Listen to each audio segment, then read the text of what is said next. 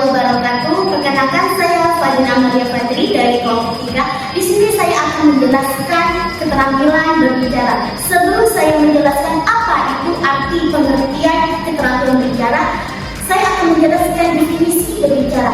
Definisi berbicara adalah suatu sarana atau tujuan untuk menggabungkan dan mengembangkan ide kepada dalam pikiran untuk memenuhi kebutuhan penyimak dan pendengar.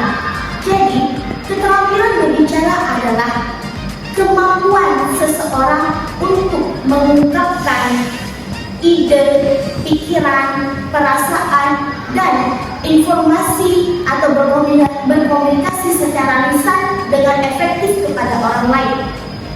Keterampilan berbicara melibatkan kemampuan seseorang untuk berkomunikasi secara langsung atau konteks, seperti percakapan di sehari-hari. Contohnya yaitu bercerita, berceramah, diskusi, presentasi, dan berpidato. Mungkin hanya itu saja dari materi. Baik, saya akan menjelaskan tentang aspek-aspek keterampilan berbicara. Yang pertama yaitu ada menyimak. Nah, menyimak itu yaitu kegiatan mendengarkan dengan penuh perhatian dan sungguh-sungguh untuk mengetahui apa yang disampaikan oleh orang lain. Seperti contohnya, guru sedang memaparkan materi, lalu siswa diharuskan untuk memahami apa yang disampaikan oleh guru tersebut.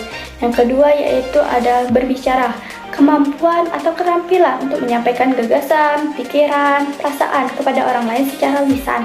Selanjutnya yaitu membaca, proses mengambil informasi dari karya tulis untuk mengetahui apa yang disampaikan oleh penulis. Selanjutnya yaitu menulis, seperti mencatat informasi dengan menggunakan alat tulis. Baik, sekian dari saya.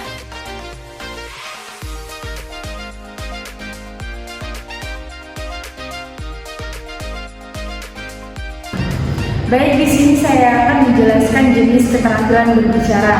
Pertama ada bercerita.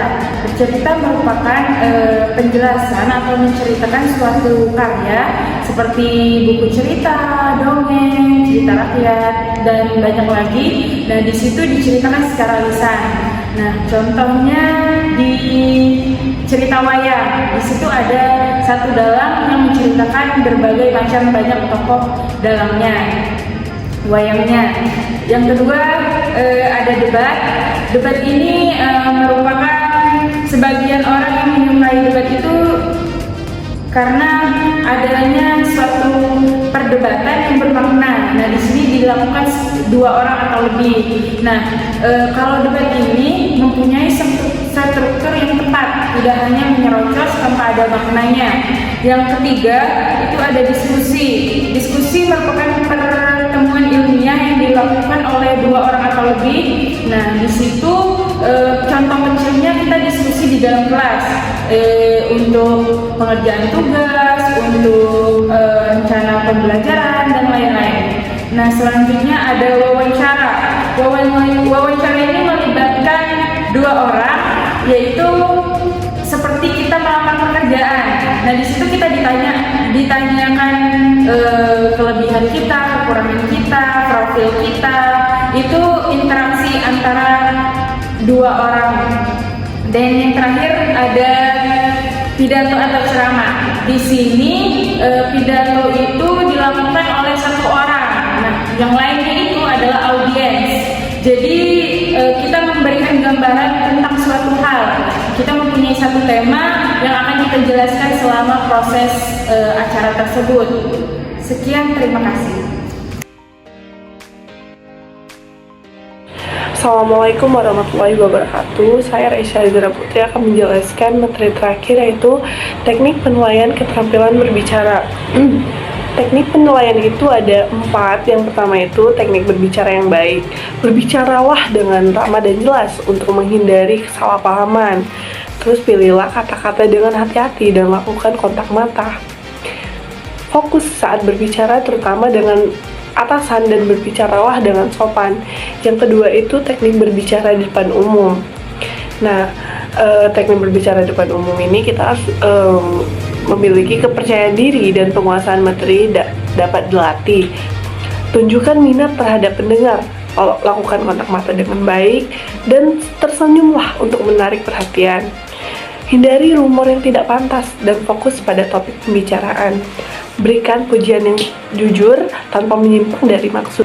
Yang ketiga itu teknik berbicara profesional. Nah, ada 3 komponen yang penting yang sangat diperhatikan dalam teknik berbicara profesional itu. Yang pertama itu faktor visual. Itu 55% mencangkup penampilan. Kedua itu faktor verbal. 7% itu mencangkup pesan yang disampaikan. Terakhir itu faktor vokal, 38% mencangkup intonasi dan penekanan suara. Terakhir itu teknik membuka dan menutup pembicaraan. Mulailah dengan salam dan humor ringan untuk menarik perhatian. Kembali lagi ke topik utama dan akhiri dengan ringkasan yang jelas agar pendengar memahami inti pembicaraan. Nah, semua teknik ini dapat dipelajari dan dikembangkan dengan keinginan untuk maju dan mencapai keberhasilan. Sekian dari saya. Assalamualaikum warahmatullahi wabarakatuh.